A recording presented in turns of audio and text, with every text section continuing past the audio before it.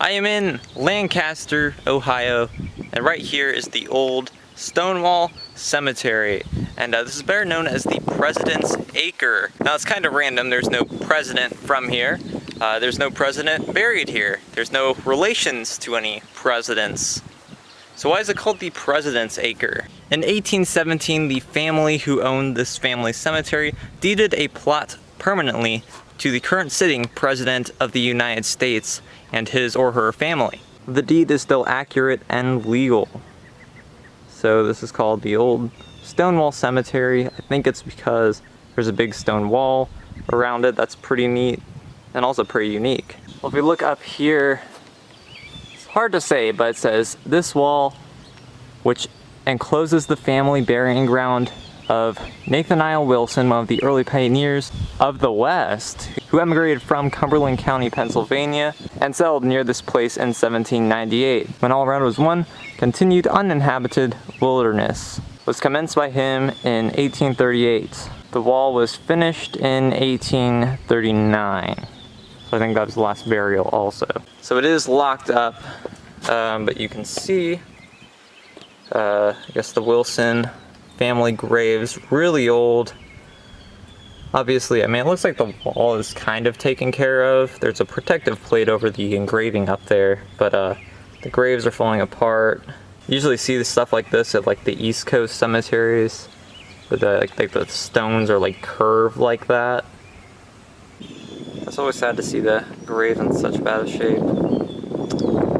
But that's just what happens. But a section of this property has been owned officially by every president of the United States since James Monroe. James Monroe owned some of this land, Lincoln owned some of this land, the Roosevelts, Kennedy, and the current owner, though he probably doesn't know it because he owns so much property, is President Donald Trump.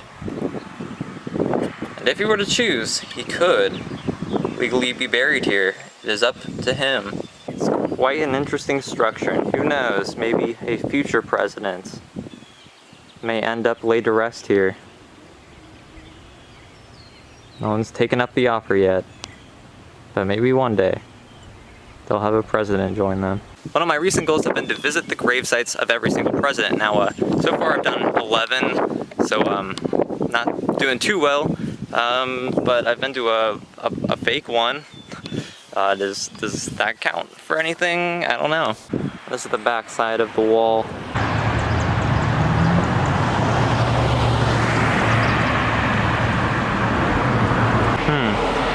That house looks important. Maybe go watch the video on that. That's Sherman's birthplace. There's actually quite a few museums here in Lancaster. Like here's one of them, the Decorative Arts Center of Ohio. Looks to be a historic mansion as well. Fortunately, don't really have time for any of them. This house is another museum. It's called the Georgian, probably because of its Georgian style architecture. Would like to go, but you know, time, money, etc. I think I'm gonna skip it. It's a really beautiful home. It was built in 1832.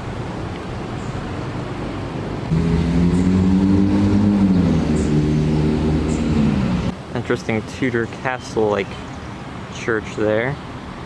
That style isn't too common here in America.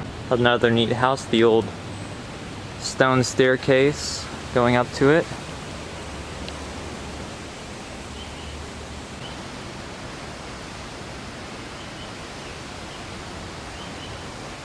I'm a little south of Lancaster, and I am at the Flight of the Hawk Sculpture Park. Couldn't really find any information on who built this or why they built it, but why not? Always like a little sculpture park. There's like a crow or something waiting to eat some dead thing's guts. Yum. These guys should like me because I spare their lives on Thanksgiving. So I just like chicken or steak or something. The bodies of these are some sort of scrap metal. There's a lot of bird poop. See, it's like wedged together, and obviously the faces are made of something else.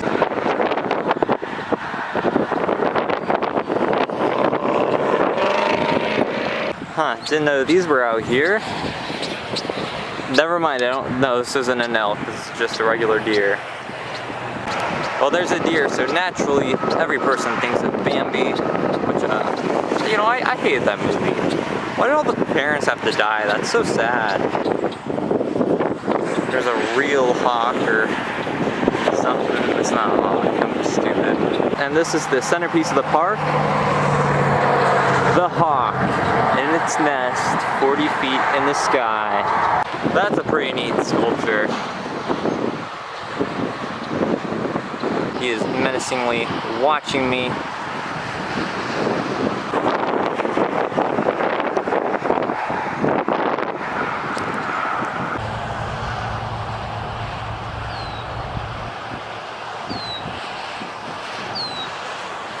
Alright, pretty neat stop. Now on to more stuff. Alright, I'm now in Logan, Ohio, and I'm walking along the highway here looking for some ruins that may or may not be here. And I think I found it.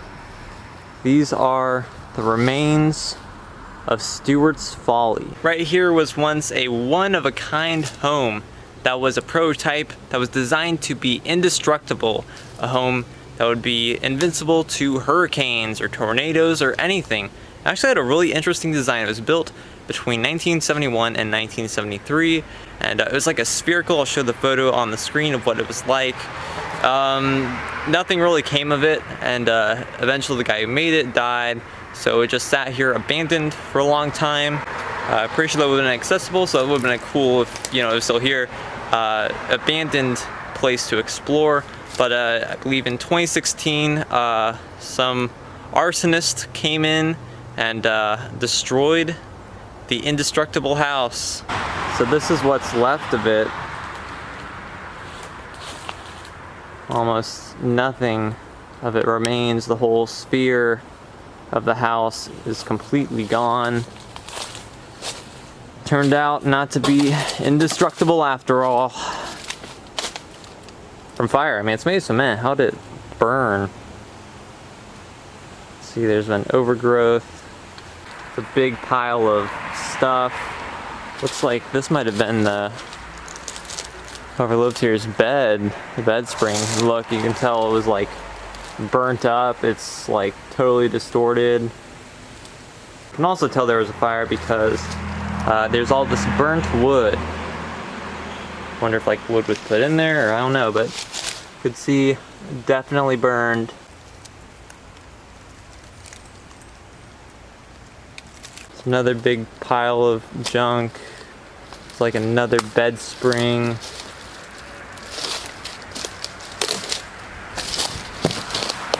Huh.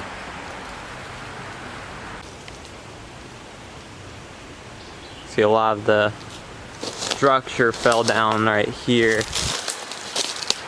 Well, pretty sad it no longer stands, but at least I got to see some ruins of it.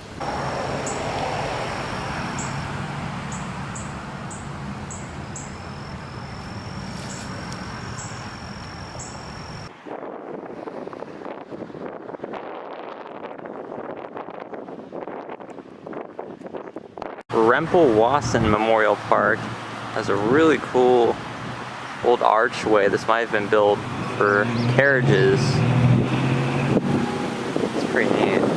The Ghostbusters are here in Logan. This is the Columbus Washboard Company. From my understanding, it's the only washboard company in the Western Hemisphere. They do give tours. Not making it on one of those, but on the side of the building they have the world's largest washboard. Yep, a washboard. Don't have too much use for these. For some reason this place still produces them. I don't know how they're still in business. I'm sure this contraption made the lives of women for centuries absolutely miserable, as this was one of the only ways to do laundry. But here in this lovely town with a Confederate flag up here in the north, they are celebrated, which is cool, and I always like to see a world's largest thing.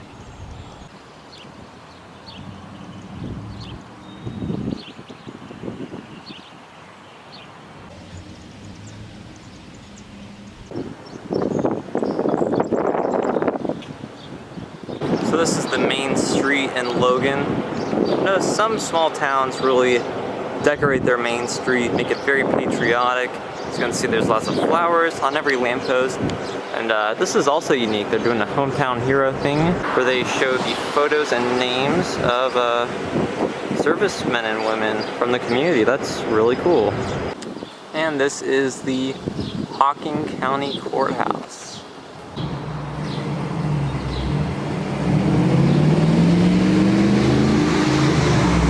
See the war memorials over there and the 10 Commandments. Would go over, but there's a homeless guy over there.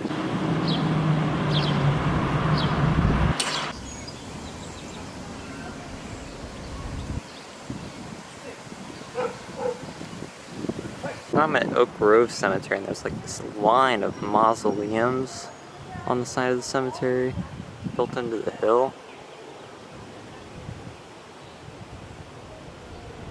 Definitely not something you would expect in a small town. I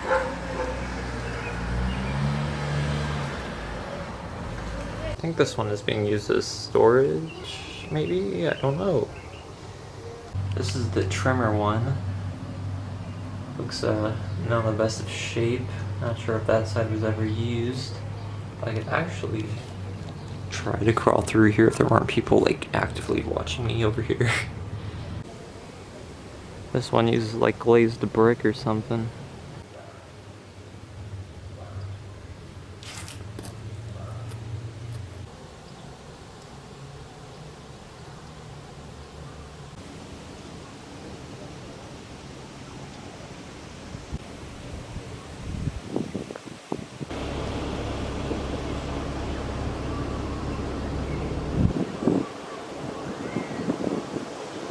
So here in Lancaster and Logan, saw some pretty neat things. If you like this video, like exploring roadside attractions, museums, etc., then please go check out my other videos and subscribe.